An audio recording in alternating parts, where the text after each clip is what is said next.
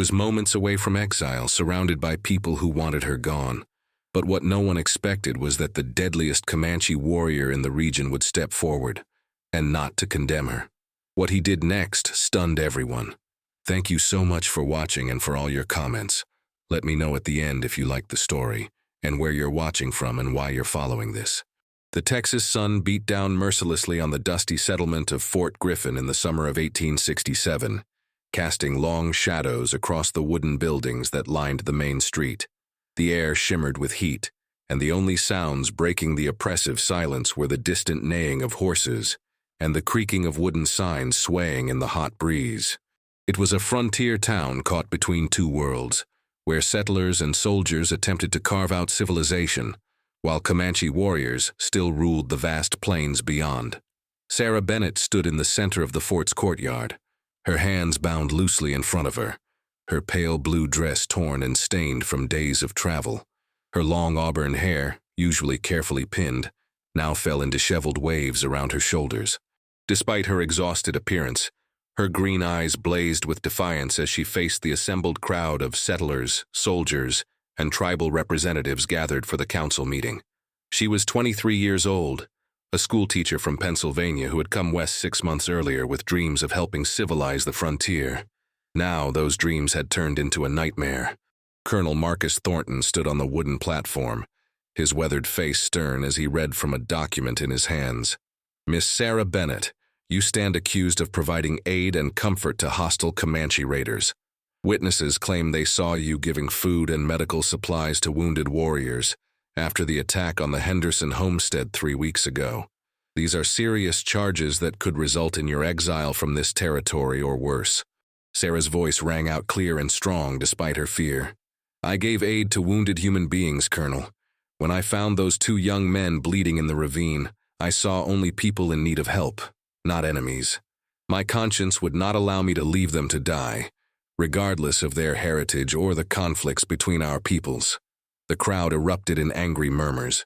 A woman near the front shouted, "She's a traitor. My cousin died in that raid." Others joined in, their voices rising in a chorus of condemnation. Sarah felt her legs trembling but forced herself to stand tall, refusing to show weakness, even as fear coiled in her stomach. Among the gathered crowd, separated by a careful distance from the settlers, stood a group of Comanche warriors who had come to participate in the peace negotiations. They watched the proceedings with impassive faces, their presence a reminder of the fragile truce that existed between their people and the encroaching settlers. At the center of this group stood a man who commanded attention without speaking a word. His name was Sokowa-Peta, which meant thunderfire in the Comanche tongue. At 28 years old, he was already legendary among his people as a warrior of extraordinary skill and courage. He stood over 6 feet tall, his powerful frame built from years of riding, hunting, and fighting. His long black hair was adorned with eagle feathers that marked his status as a war chief, and his bronze skin bore the scars of countless battles. His face was striking with high cheekbones, a strong jaw, and dark eyes that seemed to see everything. He wore traditional buckskin leggings and a vest decorated with intricate beadwork, and a knife hung at his side. Sokowa-Peta had earned his fearsome reputation through both his prowess in battle and his strategic mind. Other tribes spoke his name with respect, and settlers whispered it with fear. He had led successful raids against those who encroached on Comanche hunting grounds, and had negotiated truces that saved his people from starvation during harsh winters. His word was law among his warriors, and even the oldest chiefs listened when he spoke in council. He had come to Fort Griffin reluctantly, believing that peace talks were often nothing more than elaborate traps set by white men who spoke with forked tongues. He had seen too many treaties broken, too many promises forgotten, yet his uncle, Wise Owl, one of the principal chiefs, had asked him to attend, and Sokowa-Peta honored his family obligations even when he disagreed with the path being taken. But now, as he watched the young white woman standing alone against the anger of her own people, something stirred within him that he had never felt before. He had expected to see fear in her eyes, or perhaps the hatred that so many settlers showed toward his people. Instead, he saw courage, integrity, and a fierce determination to stand by her principles, even in the face of terrible consequences. When she spoke of treating wounded Comanche warriors as human beings deserving of compassion, her words resonated with a truth that transcended the boundaries between their peoples. Sokowa-Peta found himself studying her face, noting the way the sunlight caught the copper tones in her hair, the proud set of her shoulders despite her obvious exhaustion, and the intelligence that shone in her green eyes. She was beautiful, but it was not merely her physical appearance that drew his attention. It was something deeper, something in her spirit that called to something within his own soul. He had known many women, both within his tribe and from other peoples they had encountered, but none had ever affected him this way. The sensation was so unexpected, so powerful, that it momentarily unsettled him. Colonel Thornton continued speaking, his voice cutting through Sokowa-Peta's thoughts. The penalty for treason in a time of conflict is severe, Miss Bennett. However, given your previous good standing in the community and your work with the children, I am prepared to show some leniency. You will be exiled from this territory immediately. You will have 2 hours to gather your belongings and leave Fort Griffin, never to return. Should you be found within 50 miles of this settlement after sunset, you will be arrested and held for trial by military tribunal. Sarah's face paled, but she nodded slowly. I understand, Colonel. I accept your judgment, though I do not accept that showing mercy to the wounded is a crime. I will leave as you command, but I will not apologize for saving lives.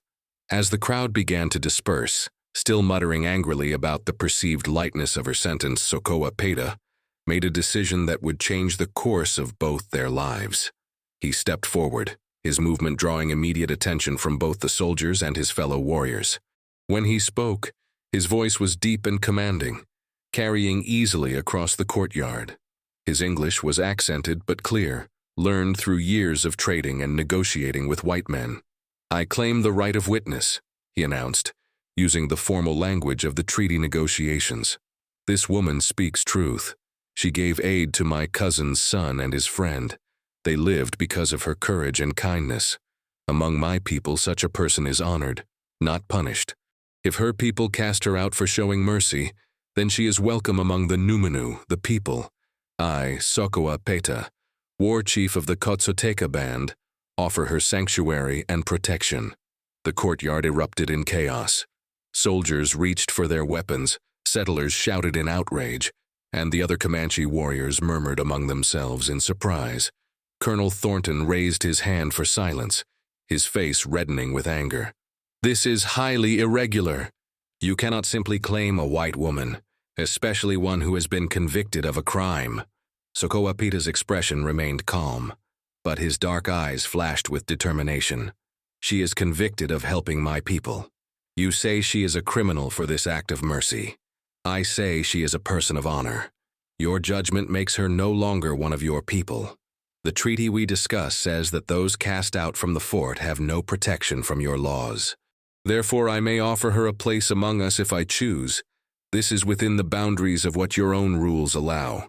Sarah stared at the tall warrior in shock, her mind reeling from this unexpected turn of events. She had heard stories about Sokowa-Peta, terrifying tales of his fierceness in battle and his ruthlessness toward enemies. The name Thunderfire was spoken in hushed tones around evening fires, a name that made children hide and grown men check their weapons. Yet here he stood, offering her protection when her own people had turned against her. She searched his face, trying to understand his motives, and found herself caught by the intensity of his gaze. There was something there beyond mere political maneuvering or strategy, something that made her heart beat faster, despite her fear and confusion. The tension in the courtyard was thick enough to cut with a knife as Colonel Thornton and Sokowa-Peta faced each other across the dusty ground. The other Comanche warriors had moved closer to their war chief, their hands resting on their weapons, while the soldiers had similarly tightened their formation around the colonel.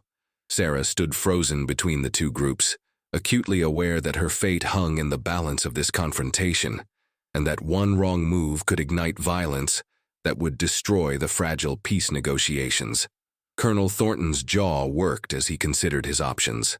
He was a career military man who had spent 15 years on the frontier. and he understood the delicate political realities better than most. The peace talks were crucial, not just for Fort Griffin, but for the entire region. Too many settlers had died in recent months, and his superiors in Washington were demanding results. If these negotiations collapsed because of his handling of this situation, his career would be over. Yet he could not simply appear weak before his own people. "I need time to consult with the tribal chiefs and my officers," Thornton finally said, his voice tight with controlled frustration. "This matter touches on treaty provisions that affect both our peoples. Miss Bennett will remain in custody until we reach a decision. Sokowa-Peta, I ask that you and your delegation withdraw to your camp while we deliberate. We will reconvene at sunset with an answer." Sokowa-Peta studied the colonel for a long moment, then nodded slowly.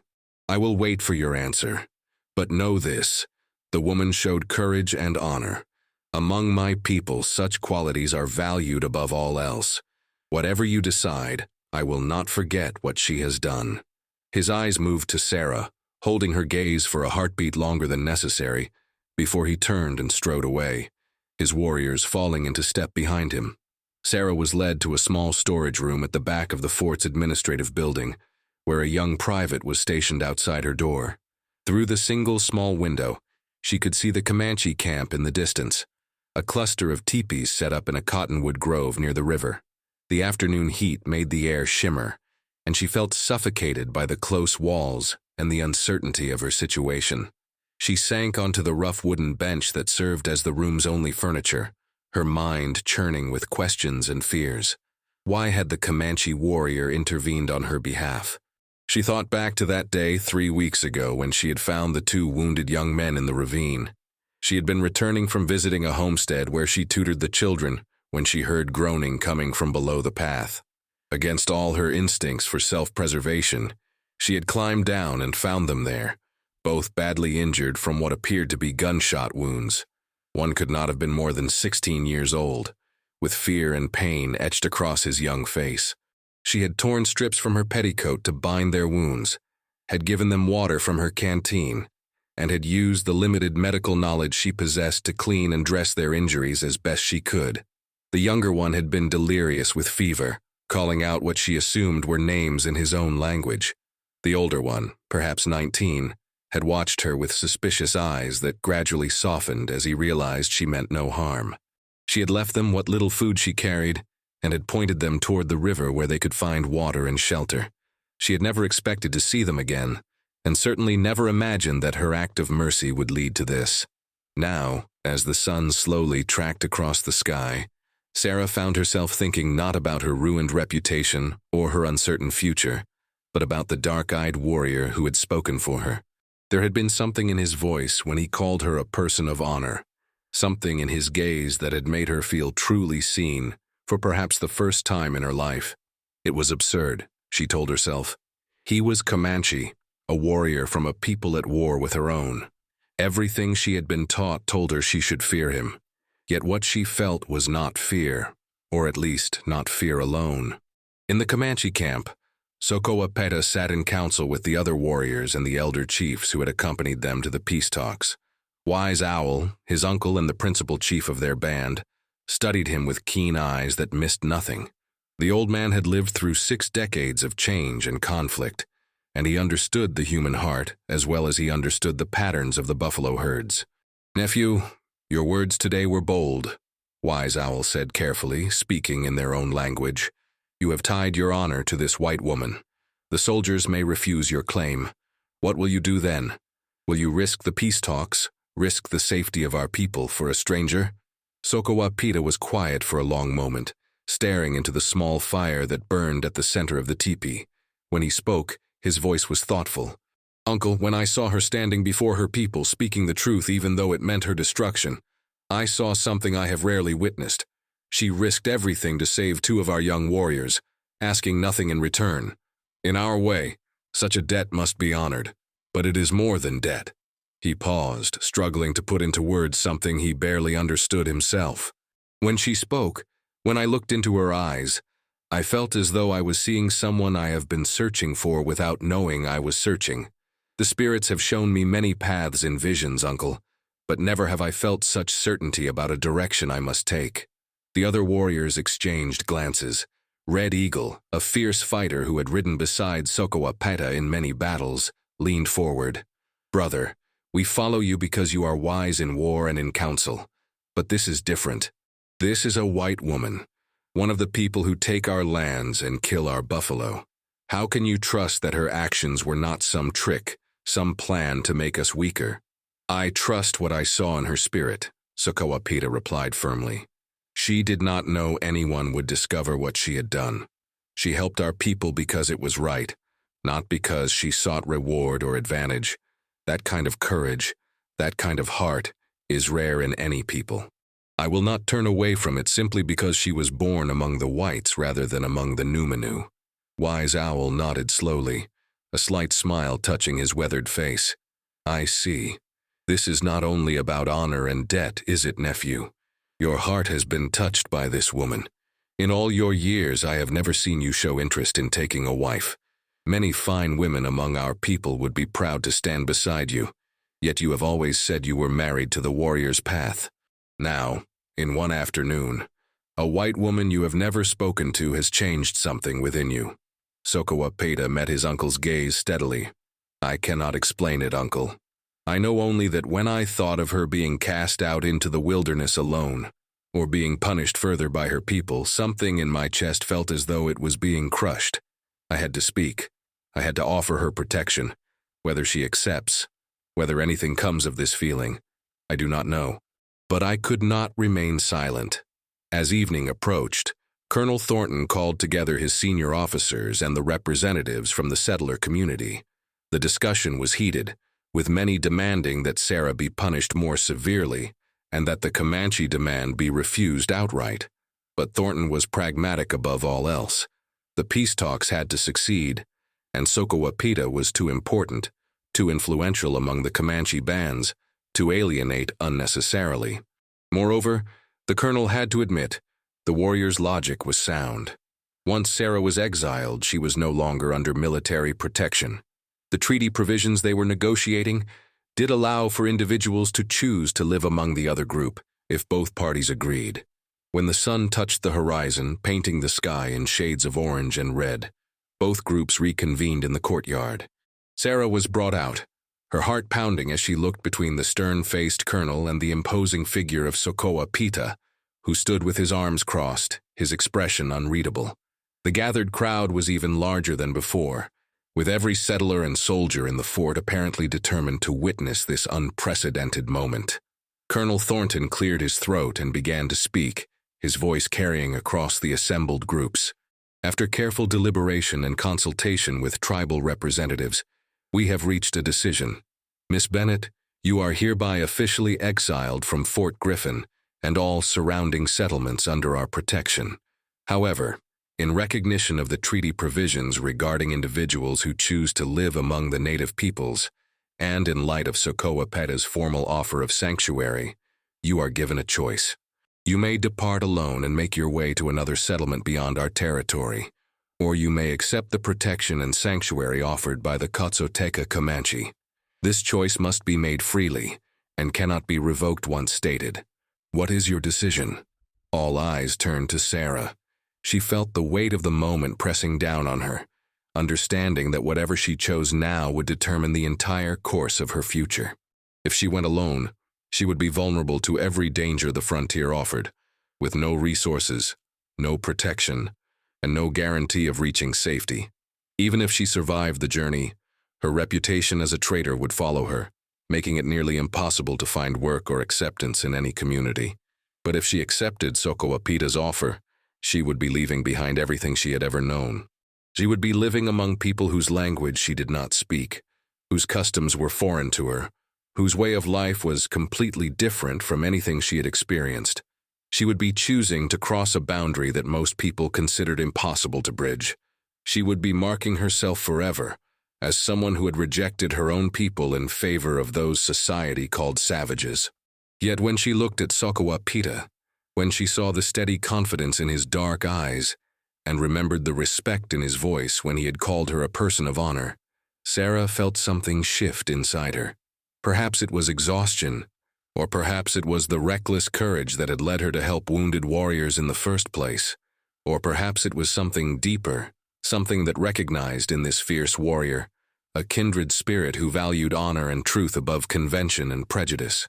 Sarah took a deep breath and stepped forward, her voice clear despite the trembling in her limbs. I accept Sokowa-Peta's offer of sanctuary among his people. I thank him for his protection and his recognition of the principles that guided my actions. I make this choice freely and of my own will. The courtyard erupted in shouting, some angry, some shocked, but Sarah kept her eyes fixed on Sokowa-Peta. For the first time, she saw his stern expression soften slightly, and something that might have been relief, or perhaps satisfaction, flickered across his face. He stepped forward and addressed Colonel Thornton one final time. The woman is now under my protection. Any harm that comes to her will be considered an act of war against my people. This I swear, before all witnesses.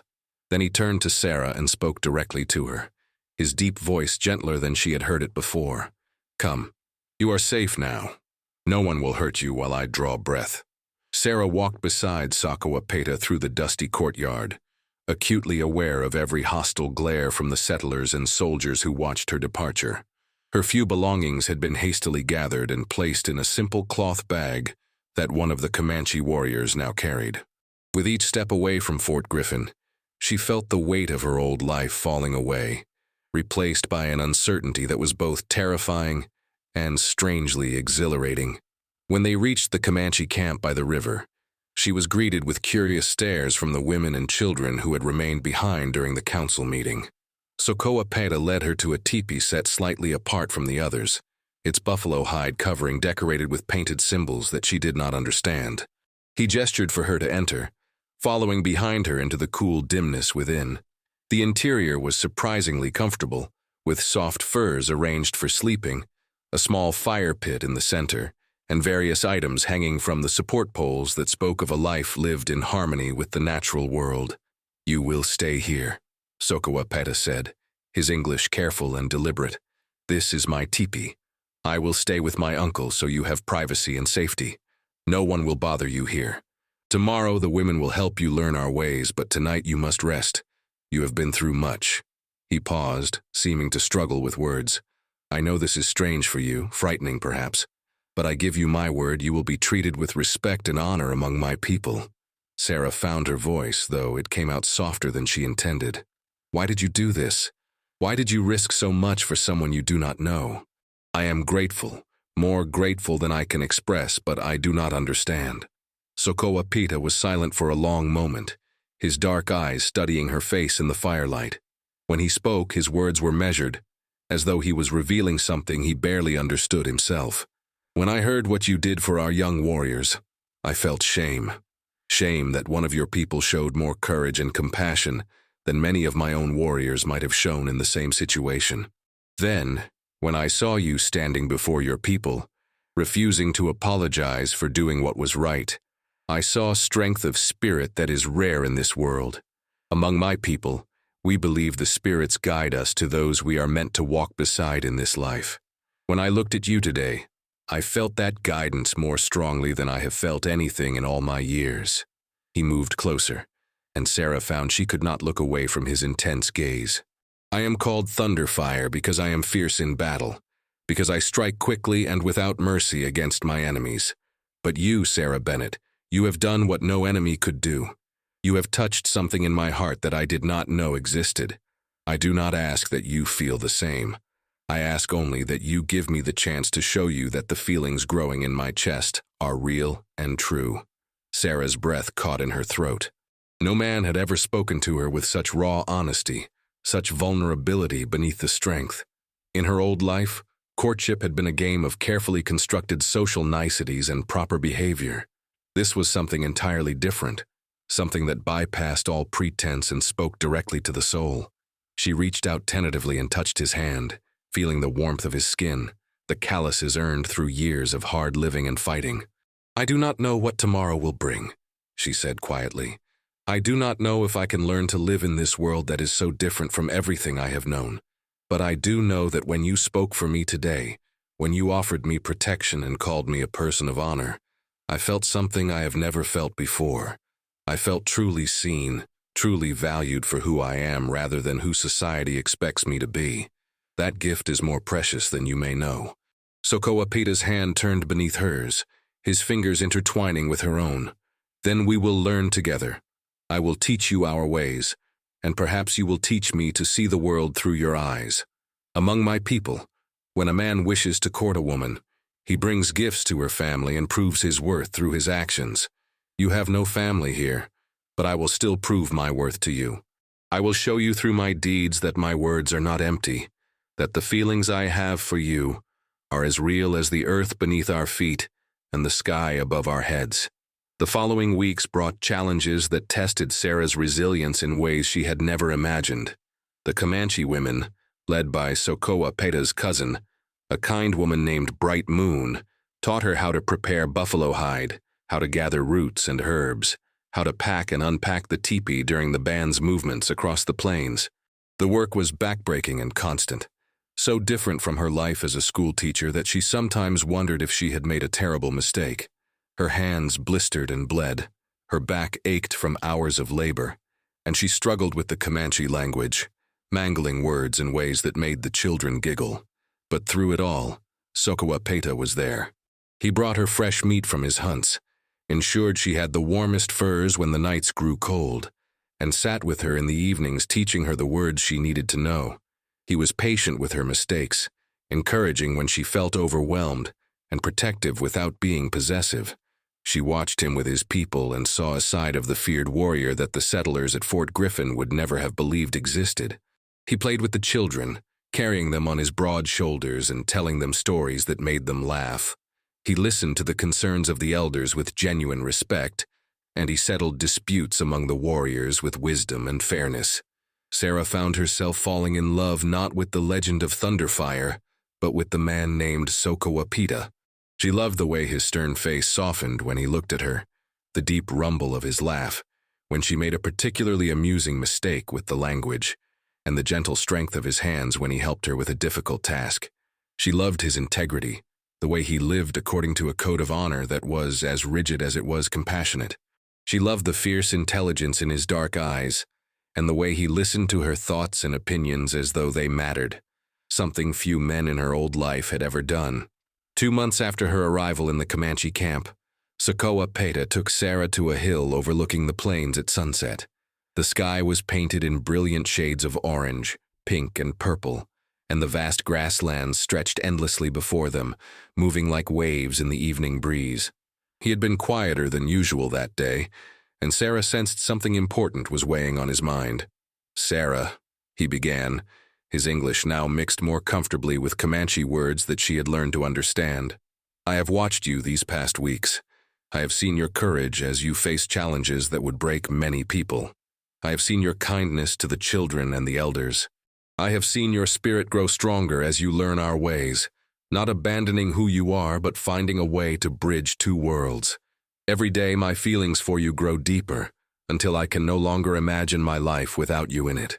He turned to face her fully, taking both her hands in his. "In my vision quest when I was 16 years old, the spirits showed me many things about the path I would walk. They showed me battles I would fight and victories I would claim. But they also showed me a woman with hair like fire touched by the sun, and eyes like the prairie grass in spring. I did not understand that vision until the day I saw you standing in that courtyard. You are the woman the spirits promised me, Sarah. You are the other half of my soul that I have been searching for without knowing I was searching." Sarah felt tears welling in her eyes, but they were tears of joy rather than sorrow. "Sokowa-Peta, when I helped those wounded warriors, I never imagined it would lead me here to this moment to you.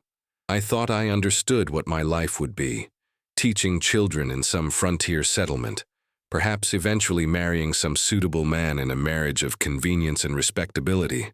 But that life seems like a dream now, something that belonged to a different person. You have shown me what it means to live with true courage, to honor principles above convenience, to love with a fierce and honest heart. I love you, Sokowa-Peta. I love you with everything I am."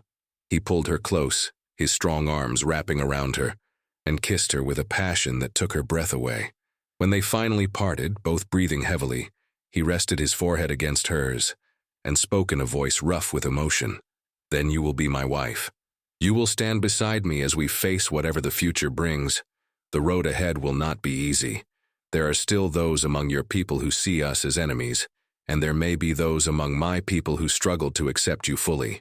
But together, we will be stronger than any challenge that comes." "Yes," Sarah whispered, her heart soaring with a happiness she had never known was possible. "Yes, I will be your wife. I will stand beside you today and all the days that follow. You have given me something more precious than safety or shelter. You have given me a home in your heart, and that is all I will ever need." The wedding ceremony was held 3 days later, a blending of Comanche traditions and the personal vows that Sarah and Sokowa-Peta had created together. Wise Owl officiated, his weathered face creased with satisfaction as he bound their hands together with a strip of decorated leather while speaking blessings in the Comanche tongue. The entire band celebrated with feasting and dancing that lasted long into the night, and even some of the warriors who had initially been skeptical of Sarah's presence now welcomed her fully as one of their own. As the stars wheeled overhead and the celebration fire burned low, Sarah sat wrapped in her husband's arms, marveling at the incredible journey that had brought her to this moment. She thought briefly of her old life, of the schoolroom and the proper society she had left behind, and felt no regret. That life had been too small to contain the person she was meant to become. It had taken being judged and cast out to find her true home, and it had taken the courage of a feared warrior to see the truth of who she really was. Sokowa-Peta pressed a kiss to her temple and spoke softly in her ear, his words a mixture of Comanche and English that had become their private language. "My brave one, my heart, you have made me happier than I thought possible. Whatever comes, we face it together." "Together," Sarah echoed, turning to kiss him properly, sealing the promise that would carry them through all the years ahead. The life before her would not be easy, she knew that. There would be hardships and struggles, conflicts between the worlds they both belonged to, and challenges neither of them could yet foresee. But they would face them side by side, bound by a love that had been born in the most unlikely of circumstances, and had grown stronger than either could have imagined. In the years that followed, Sarah and Sokowa-Peta became legendary figures among both peoples. Sarah's knowledge of reading and writing, combined with her understanding of both cultures, made her an invaluable mediator in treaty negotiations. She taught Comanche children to read and write, preserving their stories and history in ways that ensured they would not be lost to time.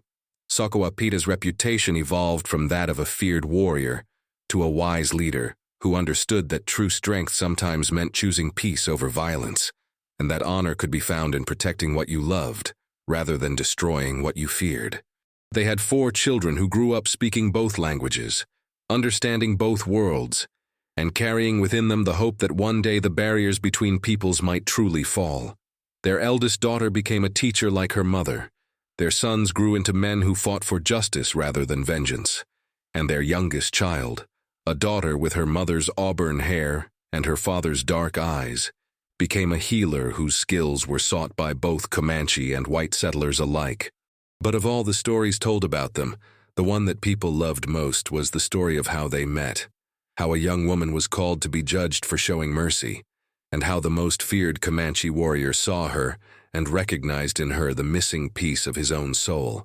It became a tale told around campfires and hearths, a reminder that love could bridge even the widest divides, and that sometimes the greatest courage was found not in fighting, but in choosing to see the humanity in those who were supposed to be enemies.